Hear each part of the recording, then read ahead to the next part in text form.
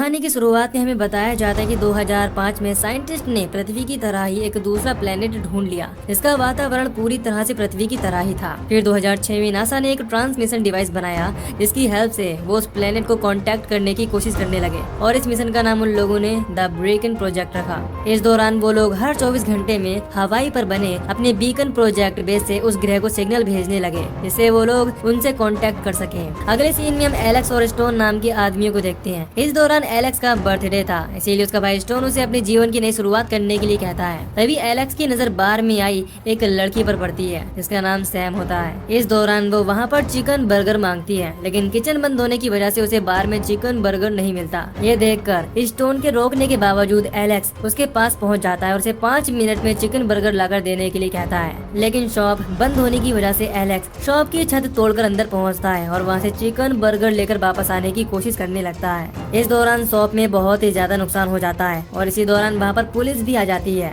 वो उसे electric shock देने की कोशिश करते हैं लेकिन इसके बावजूद एलेक्स सैम को चिकन बर्गर दे देता है। इसके बाद हमें पता चलता है कि सैम नेवी के एडमिरल टेरेंस की बेटी है और क्योंकि स्टोन भी नेवी में कमांडर था इस वजह से वो अपने भाई की हरकत से बहुत ही ज्यादा गुस्सा होता है और उसे जबरदस्ती नेवी ज्वाइन करवा देता है क्योंकि उसके फ्यूचर और लाइफ दोनों के लिए अच्छा था। फिर हमें 6 साल बाद मल्टीनेशनल नेवी एक्सरसाइज का सीन दिखाया जाता है जिसे रिपैंक 2012 का नाम दिया गया था। इस एक्सरसाइज में 14 देशों की नेवी आर्मी इकट्ठा होकर गेम खेलती है जिसमें उनमें तालमेल बढ़ सके। इस दौरान हम देखते हैं कि एलेक्स ने नेवी ज्वाइन कर ली है लेकिन जब वो रिपैंक 2012 के लिए अमेरिका की तरफ से फुटबॉल गेम खेल रहा होता है तो इस दौरान उसकी जिद की वजह से अमेरिकन नेवी की टीम हार जाती है। फिर हम देखते हैं कि एलेक्स और सैम अब एक दूसरे के साथ हैं और सैम चाहती है कि एलेक्स उसके फादर से उसका हाथ मांगे। इस दौरान फंक्शन में एक बैटलशिप के साथ साथ उसमें काम करने वाले नेवी ऑफिसर को भी रिटायर किया जाता है और बैटलशिप की जगह पर यूएसएस सैमसन डिस्ट्रॉयर को लॉन्च किया जाता है जिसका कमांडर स्टोन को बनाया जाता है। फिर हम देखते हैं कि एलेक्स अपने और सैम के रिश्ते के बारे में बात करने के लिए बहुत ही ज्यादा नर्वस होता है,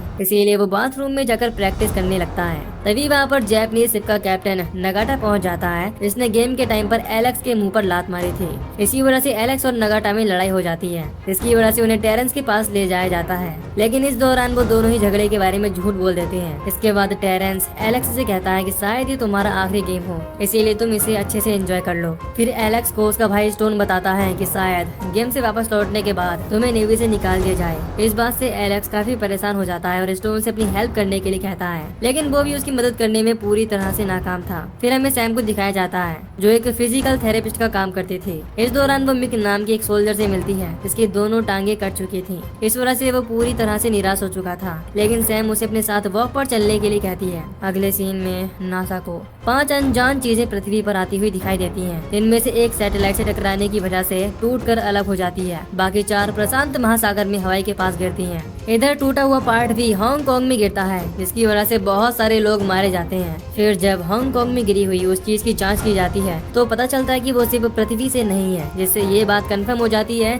कि ये स्पेसशिप उसी ग्रह से आए हैं जिनसे नासा कांटेक्ट करने की कोशिश कर रहा था। इसके बाद हम नेवी ऑफिसर्स को देखते हैं जो समंदर में गिरी हुई उन स्पेसशिप को देख लेते हैं लेकिन वो लोग उसे समझ नहीं पा रहे होते कि वो क्या चीज है। इसीलिए एलेक्स अपने 2 ऑफिसर्स के साथ बोट से उस स्पेसशिप को चेक करने के लिए पहुंचता है लेकिन एलेक्स के छूते ही उस स्पेसशिप में हलचल होने लगती है और वो उसे खुद से दूर फेंक देता है।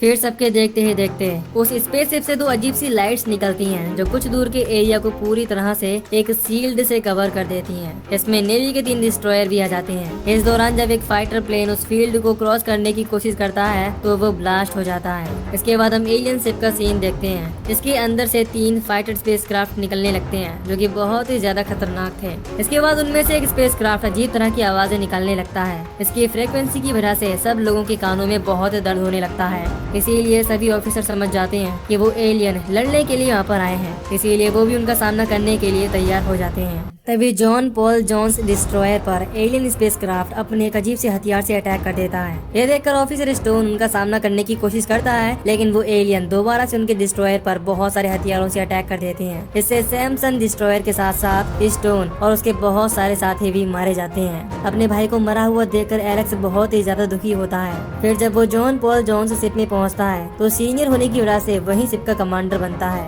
इस वजह से वो उन एलियंस का सामना करने का फैसला करता है और वो कैप्टन नगाटा को भी अपने साथ देने के लिए कहता है। लेकिन जैसे ही कैप्टन नगाटा अपनी शिप आगे बढ़ाकर एलियन स्पेस क्राफ्ट पर अटैक करने की कोशिश करता है, उसकी शिप पर भी एलियन अटैक कर देते हैं, इससे उसका शिप भी डूब जाता है। ये देखकर एलेक्स के साथ मौजूद ऑफिसर्स एलेक्स से कैप्टन नगाटा और उनके साथियों की हेल्प करने के लिए कहते हैं। हालांकि पहले तो वो उस चीज के लिए मना करता है, लेकिन जब ऑफिसर उसे फोर्स करते हैं तो वो उन्हें बचाने के लिए अपने जहाज मोड़ लेता है। इससे एलियंस भी उन पर अटैक नहीं करते। इसके बाद उस स्पेसशिप से 3 अजीब सी हथियार निकलते हैं जो शहर में मौजूद एयरफोर्स बेस में पहुंचते हैं और वहां पर मौजूद सारे हेलीकॉप्टर्स को नष्ट कर देते हैं और फिर वो देखते ही देखते शहर के हाईवेज को भी नष्ट कर देते हैं। इधर हम देखते कि एलियंस स्पेसक्राफ्ट के एक टुकड़े से हिमालय पर मौजूद नासा के वीगन प्रोजेक्ट बेस में पहुंचते हैं, जहां से नासा के साइंटिस्ट ने एलियंस को सिग्नल भेजा था। इसी वजह से पुलिस ऑफिसर उस लैब के आसपास टहल रहे मिक और सैम को वहां से जाने के लिए कहते हैं और अपनी एक गाड़ी रास्ता बंद करने के लिए वहीं छोड़कर चले जाते हैं। हालांकि मिक उनकी कोई भी बात नहीं सुनता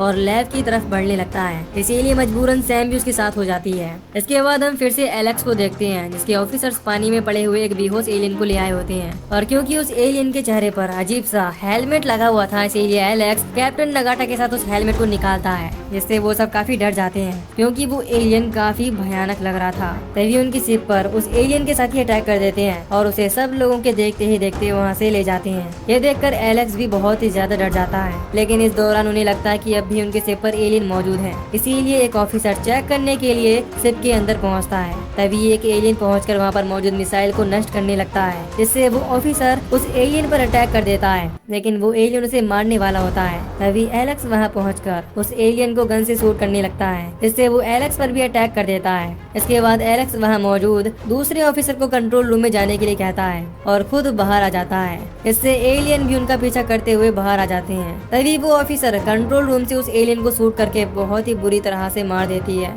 फिर हम सैम को देखते हैं, जो रास्ते में खड़ी गाड़ी में मौजूद रेडियो से हेल्प मांगने की कोशिश करती है। तभी उनके पास बीकन प्रोजेक्ट में काम करने वाला कार्ल नाम का एक साइंटिस्ट आता है, जो बहुत ही ज्यादा डरा हुआ था। यहाँ पर हमें पता चलता है कि वो एलियन अपने ग्रह पर सिग्नल भेजना चाहते हैं, इसी वजह से उन्होंने हवाई में मौजूद बेस को अपने कंट्रोल में ले लिया है, जो कि काफी खतरनाक बात है। लेकिन वो सिग्नल सिर्फ सैटेलाइट की हेल्प से भेजा जा सकता है, जो 24 घंटे में एक बार अपनी जगह पर आती है। लेकिन अब उस सैटेलाइट को अपनी जगह पर आने में सिर्फ 5 घंटे बचे थे, जिससे पता चलता है कि 5 घंटे में वो एलियन अपने ग्रह पर सिग्नल भेज देंगे, यानी कि ये एलियंस पृथ्वी पर अपनी आर्मी बुलाना चाहते थे। इसके बाद हम फिर से नेवी आर्मी का सीन देखते हैं। इस दौरान एलेक्स और कैप्टन नगाटा की बातों से पता चलता है कि ना तो वो एलियंस उनकी शिप को देख सकते हैं और ना ही वो लोग उन एलियंस की शिप को देख सकते हैं। इस दौरान कैप्टन नगाटा बिना रडार के अपनी टेक्निक से उन एलियंस पर अटैक करने का प्लान बनाता है, जिस बात से एलेक्स काफी इम्प्रेस होता है और कैप्टन नगाटा को शिप का कमांडर बना देता है। इधर जब सैम मिक और कार्ल को एलेक्स के बारे में बताती है, तो कार्ल सैम से एलेक्स को कांटेक्ट करने के लिए कहता है, लेकिन वो बताती है कि शील्ड लगने की वजह से मैं उससे कांटेक्ट नहीं कर पा रही हूँ। ये सुनकर कार्ल उसे बताता है कि मेरे पास एक ऐसा डिवाइस है जिसकी हेल्प से तुम उस शील्ड के अंदर भी कांटेक्ट कर सकती हो, लेकिन वो डिवाइस बेस में है जहाँ पर एलियंस ने कब्जा कर लिया है।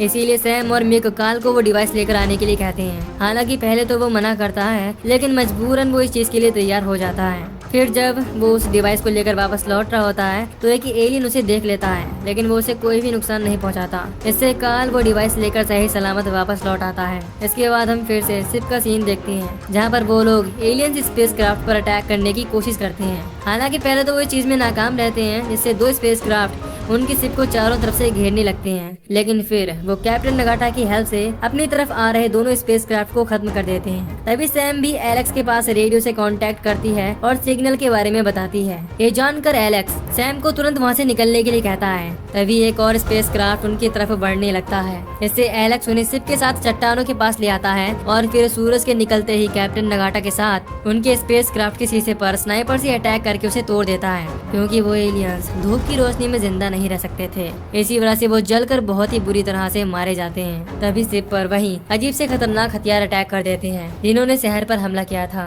इसी वजह से पूरा शिप तहस नहस हो जाता है। इसीलिए सब लोग अपनी जान बचाकर शिप से बाहर निकल आते हैं। इधर सैम एलेक्स की शिप को इस तरह से ब्लास्ट होता देखकर काफी दुखी होती है, लेकिन मिक उसे समझाता है कि बहुत से लोग लाइट बोट की हेल्प से वहाँ से निकल गए होंगे, और क्योंकि अब उन्हें एलेक्स की तरफ से कोई भी हेल्प मिलने की उम्मीद नहीं थी, इसीलिए मिक और सैम उन एलियंस को सिग्नल भेजने से रोकने के लिए निकल पड़ते हैं। इस दौरान कार्ल उनके साथ नहीं आता। इसके बाद हम एलेक्स को देखते हैं जिसकी नजर पुराने बैटलशिप पर पड़ती है, इसीलिए वो उसकी हेल्प से उन एलियंस से लड़ने का फैसला करता है और साथ ही वो इस बैटलशिप के पुराने ऑफिसर से भी मदद मांगता है और वो लोग इस चीज के लिए तैयार हो जाते हैं। फिर वो सब बैटलशिप लेकर उस जगह पर पहुंचते हैं जहाँ पर एलियन शिप लैंड हुआ था। हालांकि इस दौरान एलियंस अटैक करने की पूरी कोशिश करते हैं, लेकिन एलेक्स बहुत ही समझदारी से उनके वार को नाकाम करके उनके आखिरी बचे हुए स्पेसक्राफ्ट को अपनी टीम की मदद से नष्ट कर देता है, जिससे उनके स्पेसशिप से लगाया हुआ शील्ड भी हट जाता है। उसी समय सैटेलाइट सिग्नल भेजने के लिए तैयार हो जाती है, लेकिन इससे पहले कि एलियन उसकी हेल्प से सिग्नल भेज पाते,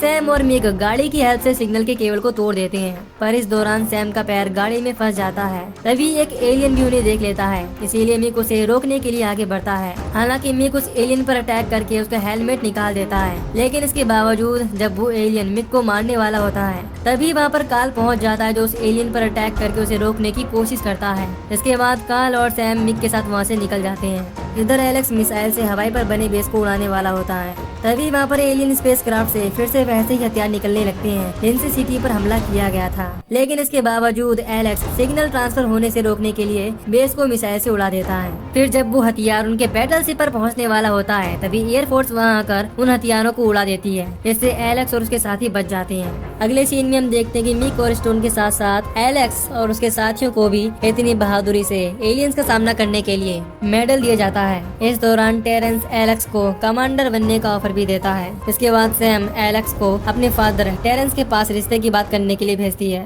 हालांकि इस बार वो हिम्मत करके सैम का हाथ उससे मांग लेता है। पहले तो टेरेंस इस चीज के लिए मना कर देता है, लेकिन फिर वो एलेक्स को अपने साथ लंच पर बुलाता है। इससे ये बात कंफर्म हो जाती है कि वो इस रिश्ते के लिए तैयार है। इस बात से एलेक्स भी काफी खुश होता है। फिर मूवी के पोस्ट क्रेडिट सीन में हमें स्कॉटलैंड का सीन दिखाया जाता है, जहाँ पर कुछ बच्चों को उसी टूटे हुए स्पेसशिप का एक टुकड़ा मिलता है, जिसे वो खोलने की कोशिश कर रहे होते हैं। तभी वहाँ पर एक मैकेनिक भी पहुँच जाता है, जो अपने टूल की हेल्प से उस टुकड़े को खोल लेता है, जिससे उसके अंदर से वही एलियंस निकलते हैं और यहीं पर ये मूवी खत्म हो जाती है।